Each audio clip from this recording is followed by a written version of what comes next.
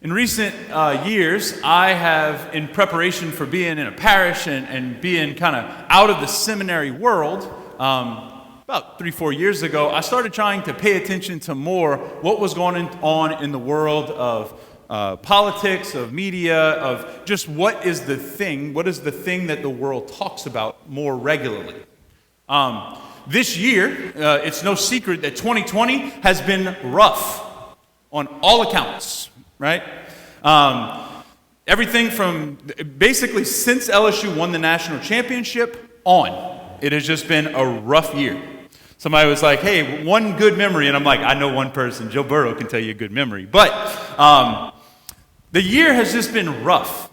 And if you listen, if you pay attention, if you just look at a Twitter feed or headlines on the news, everyone is angry. Everyone's mad. Everyone's mad and up in arms about something. It seems like there's not enough times that we hear how angry people are. We just scroll through Facebook or Twitter or any other social media account, you're going to see how many people are just angry. And they both line up on both sides of the aisle.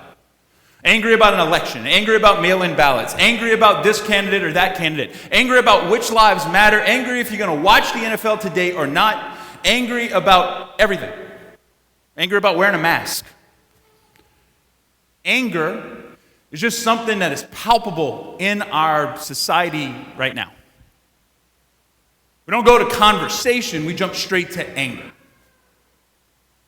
The reason why I bring that up is because the first words that we heard from Scripture today speak directly to where we are as a society. Wrath and anger are bad things, and the sinner hugs them. Think about that language. Wrath and anger are not of God. They're vengeful things. They're horrible things. They're hatred. And the sinner hugs them. Doesn't just like it, doesn't just tolerate it, but embraces it. Wrath and anger seem to characterize our society, and that first verse that we hear from Sirach seems to just be a perfect example of how our world works today. That we hug and hold on to it. We harbor it. We protect it, our anger. It's one of those things, for me, I think at times that's something that, while yes, we can get angry, and there's reasons and good reasons and justified reasons to be mad at different things going on in our world. There's something about it that really frustrates me whenever I'm scrolling through and I see Christians or Catholics or people with a platform promoting angry things just for the sake of venting to the zeitgeist of social media. I want to make sure that everybody hears how angry I am about this, how angry I am about that. The other night I was at a friend's, a buddy of mine was going off, he's a military chaplain, he's going off to the Navy, and I was talking to a couple of priests, and one of them said something like, it was something to the effect of, we're concerned about this, and we're concerned about that, we're concerned about this, and these are the things that are getting pushed and broadcasted. When are we going to get angry about sin? And I thought he was it was a profound statement, and it kind of hit me hard. When are we going to be angry about sin? Because we as the church are called to dictate culture, not to fall into the current of culture, not to just follow what it is that people that are elected officials or people with collars are supposed to do. We as the church are called to dictate culture, to stand for truth, to stand for good, to stand for justice, to stand for peace. And so often, especially right now, it seems like we're just falling into the current and the division and the anger of the moment.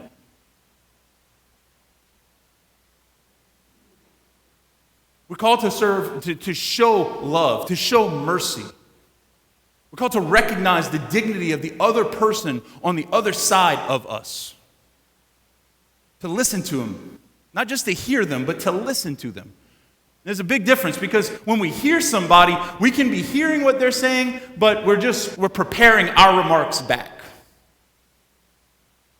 But when we listen, We're engaged into what they have to say. We're learning about that person. We're learning about what their situation is in life. That's less comfortable, but it actually builds relationship. Today, when we look at our gospel, Sirach, the first reading in the gospel, always match up. They always point to each other. They have a common theme, generally.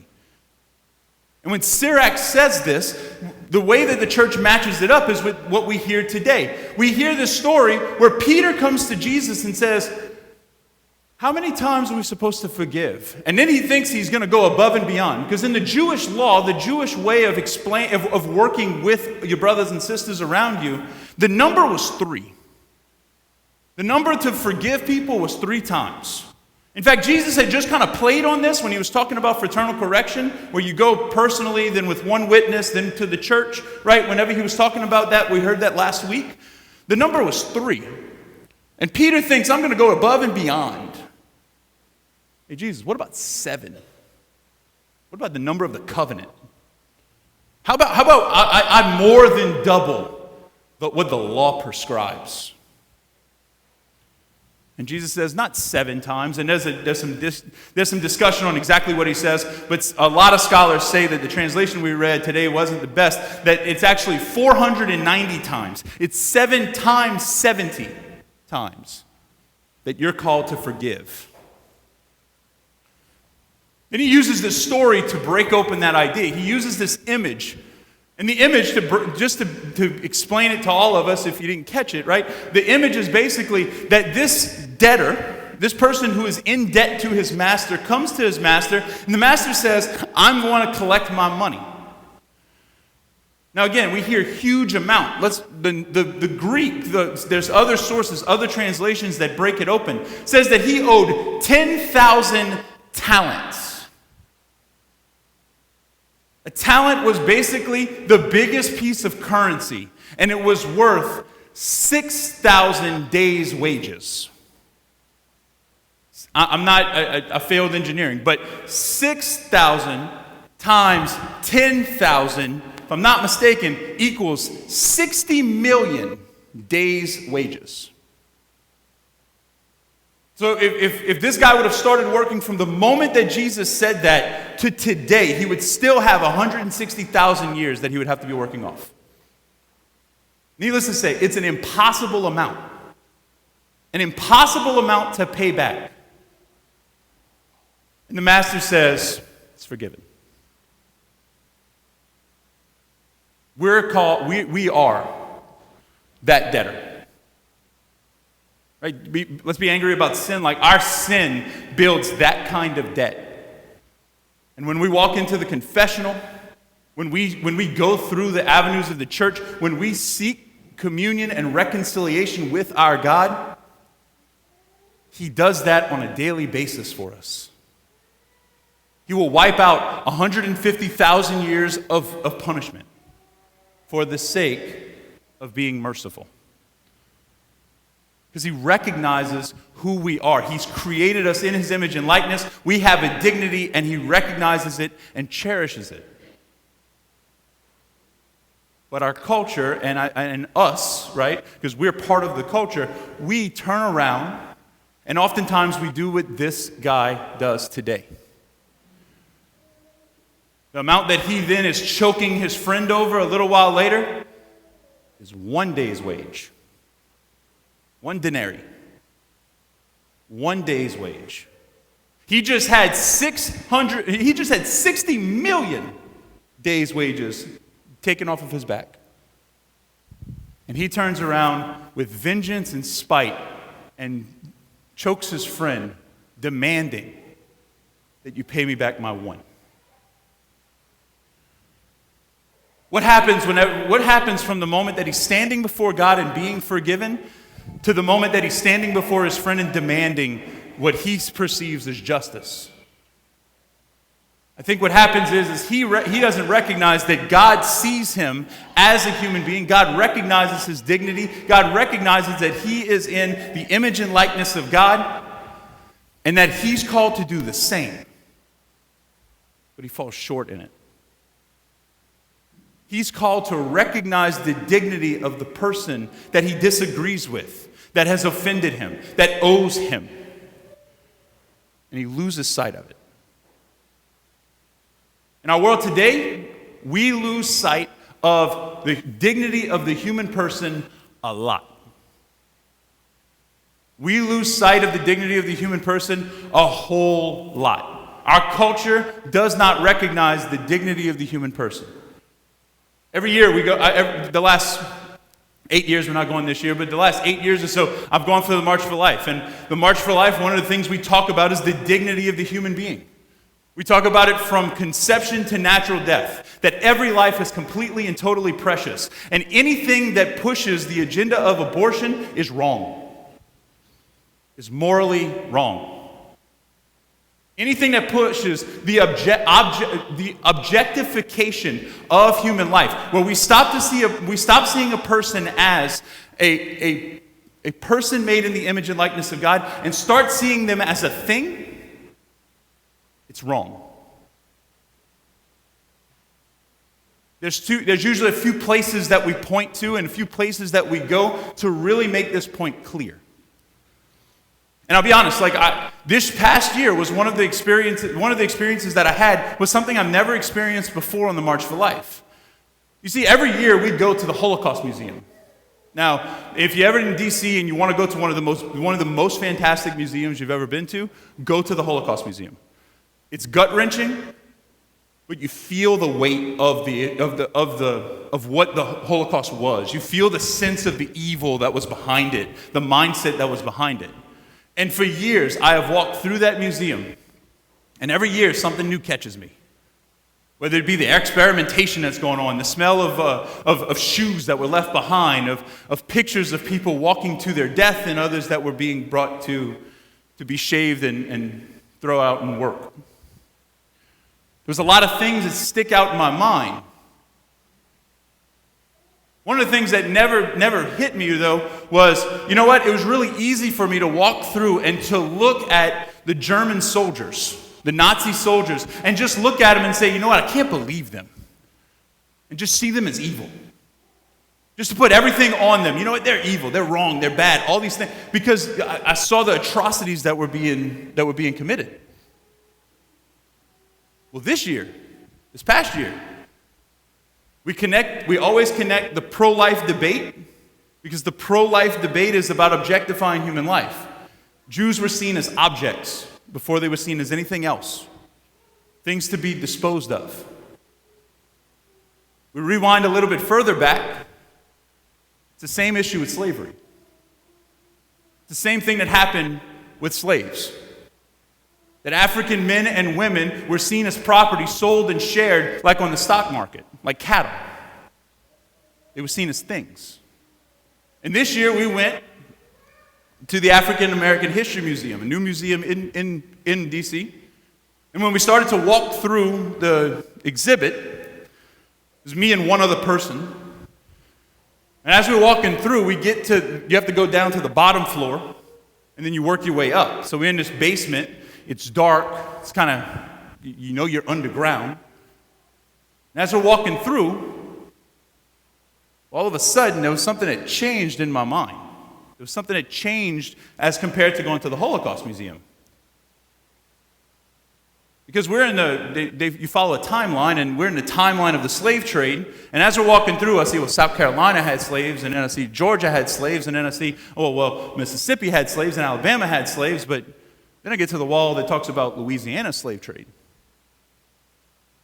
And the people look like me, and I'm from there. And all of a sudden, it felt like what it might feel like for a German person to walk through the Holocaust Museum. That there was sentiment that I could attest to there. That there was a weight about being here. You see, the objectification of human life, not recognizing the dignity of the human person, is one of the biggest and worst things one of the biggest problems and worst things that we have in our culture today. Social media makes it where it perpetuates it even more. Because what happens, it's easy to be on a keyboard and yelling at a screen and not recognizing there's a person on the other side of that. It's really, really easy to objectify human life today. If we're going to say that we're pro-life, we can't just be anti-abortion. We cannot be just pushing anti-abortion legislation. Absolutely 100%. We need to end that sin, that cultural sin. But if we're going to say that we're pro-life, we need to be pro-all life. We need to be pro from the conception to natural death, as we say. And anything that stands in the way or that objectifies human life, we can't stand for. We really think about it. A priest friend of mine used this image one time. He said, let's start doing what's necessary, then let's do what's possible, then let's aim for the impossible. Before long, we'll start doing the impossible. With the abortion debate, what's necessary? Let's make it illegal. But what's possible? Let's redo what it looks like to adopt. Let the foster care system actually be worth something. And then sooner or later, all life might actually have a chance. When it comes to the debate of racism, let's start doing what's necessary.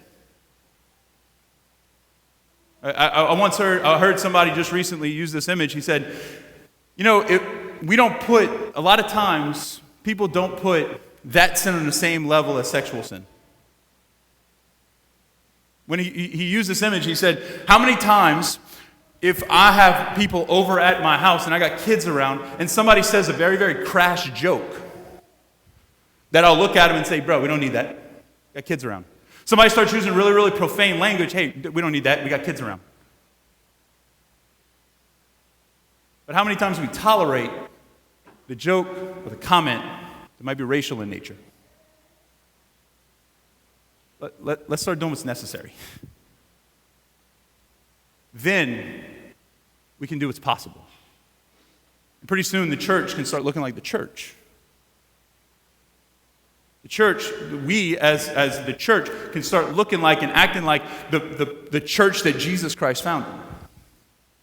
See, when it comes to political stuff, we as Catholics are not called to promote one agenda or another, one side or another, the left or the right of the aisle, a certain party, anything like that, certain candidates, no. We know what we preach. We preach the gospel. Our job as Catholics, our job is to be completely convinced and living for the gospel that Jesus Christ promotes. The gospel that Jesus Christ proclaims, the gospel that Jesus Christ lived and inspired us to live as well. And as we hear in today's gospel, it's a gospel of mercy. It's a gospel of reflecting the love that we have received from God to the rest of the world. We start to do what's necessary. We can do what's possible. And if we're doing what's possible, pretty soon, in God's hand, the possible achieves the impossible. May we be above the anger of our times. May we be above the partisanship of our time. May we be advocates and professors of the gospel. Amen.